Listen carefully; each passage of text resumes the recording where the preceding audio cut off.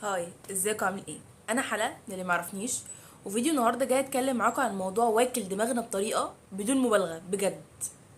النهارده انا مش جايه اقول لكم نصايح ولا اديكم كلام تنميه بشريه محفوظ.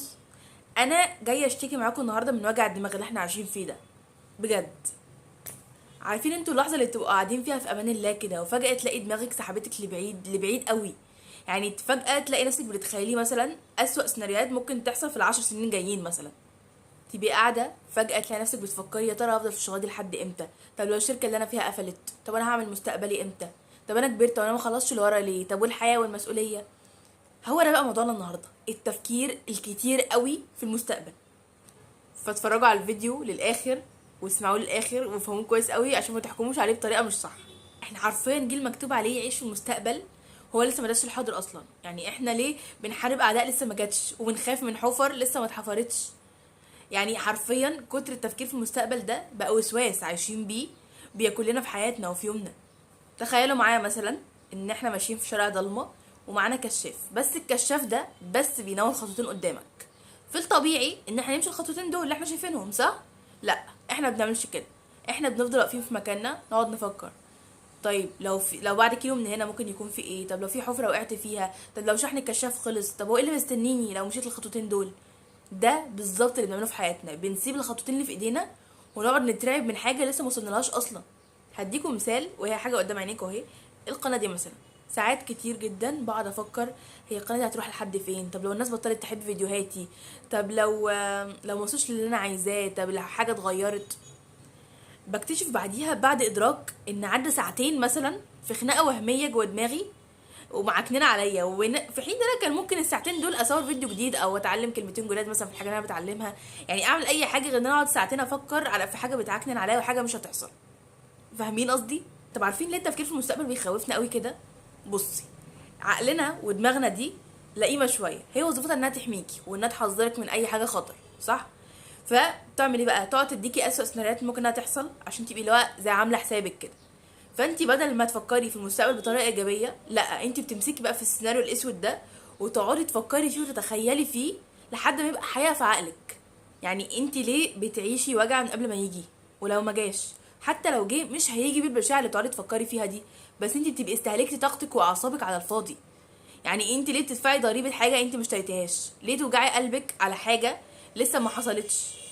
وحاجه في علم الغيب، وعلى فكره هي ممكن تيجي كويسه جدا، مش شرط تيجي وحشه كمان. وطبعا ما ينفعش نجيب سيره التفكير في المستقبل من غير ما نجيب سيره الموبايل اللي في ايدك.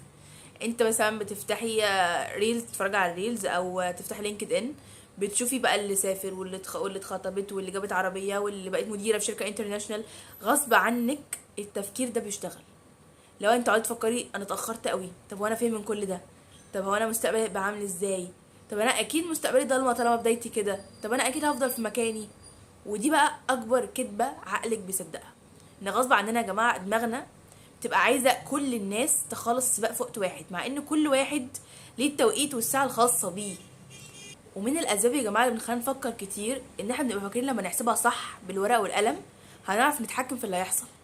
بس في الحقيقه يا جماعه ان احنا مفيش في ايدينا غير السعي وبس. يعني التفكير الكتير ده بس هو عباره عن محاوله يائسه منك لفرض السيطره على بكره، وهم السيطره.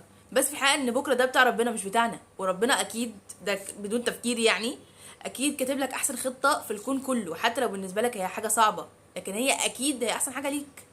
يعني انت ممكن تبقى كاتب احسن خطه في الكون بالنسبه لك ويجي ظرف تافه يغير مسار الخطه كله. طيب هل ده معناه ايه؟ ان احنا ما نخططش؟ يعني نبقى قاعدين كده وخلاص ما نشوفش هنعمل ايه بعد كده وكده؟ لا خالص، بس ما نخليش الخطه هي اللي تمشينا وتبقى مكهربانا اعصابنا طول الوقت ونبقى معتمدين عليها اعتماد كلي. وخلي بالكم يا جماعه ان في فرق اصلا بين ان انا اخطط عايزه اعمل ايه وان انا اقعد افكر ايه اللي ممكن يحصل بعدين. يعني انا اخطط عايزه اعمل ايه، ده انا اخد كورس مثلا، احوش فلوس عشان عايزه اعمل حاجه بيها بعدين، ادور على شغل.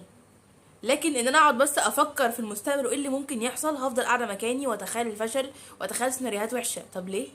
هو ده بقى اللي احنا مش عايزينه. وخلي بالكم يا جماعه ان كتر التفكير في المستقبل ده مش بس بيوجع لنا دماغنا وخلاص، لا، بيبقى ليه تاثير على جسمنا كمان. يعني ضربات قلبك السريعه، الصداع من كتر الدوشه اللي احنا عايشين دماغنا فيها، القولون العصبي طبعا ده البيست فريند بتاع الناس اللي بتفكر كتير. طيب نعمل ايه لوجع الدماغ ده؟ الحل ايه؟ اول حاجه اكتبي السيناريو اللي داير في دماغك اللي انت شايفاه قد ايه حاجه مرعبه، عشان انتوا عارفين يا جماعه لو كتبنا الحاجه اللي مخوفانا بنكتشف انها حاجه تافهه. جربي اكتبي السيناريو اللي داير في دماغك اللي انت شايفاه اسوأ حاجه ممكن انها تحصل، وحطي له حلول.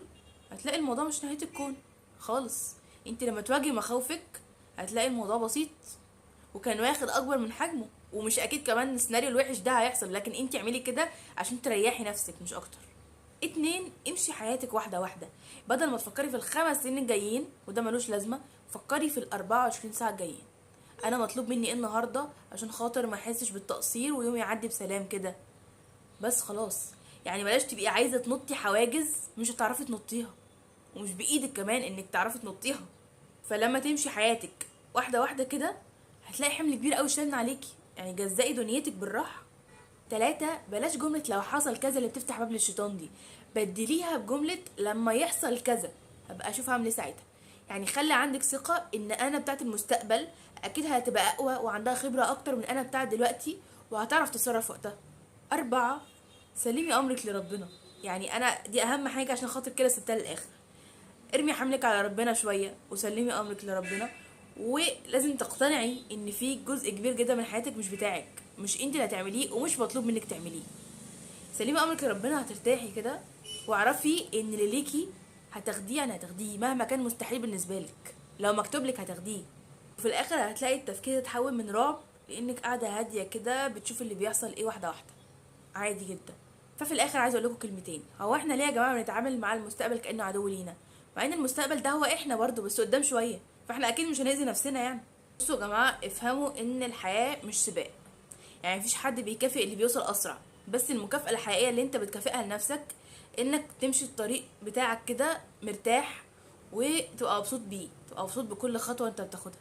ولو انتم مكملين الفيديو لحد دلوقتي، اولا شكرا، ثانيا عندي رسالة ليكم اسمعوها للاخر بما انكم وصلتوا لحد هنا. يعني خلي دايما في دماغكم ان بكره ده بتاع ربنا، ولو ركزتوا كده هتلاقوا النهارده ده مش ده اليوم اللي انتوا كنتوا خايفين منه الاسبوع اللي فات، اهو عدى اهو الحمد لله انتوا بخير والدنيا كويسه بتتفرجوا عليا اهو، يعني لسه عايشين، يعني لسه في امل في كل حاجه.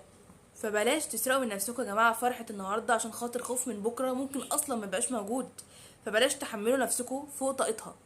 فاحنا دلوقتي الحمد لله بخير وبنتنفس وعندنا فرصه لسه نحاول تاني، وبكره لما يجي هيجي بالحلول بتاعته بقوته بكل حاجه اللي احنا مش شايفينها دلوقتي.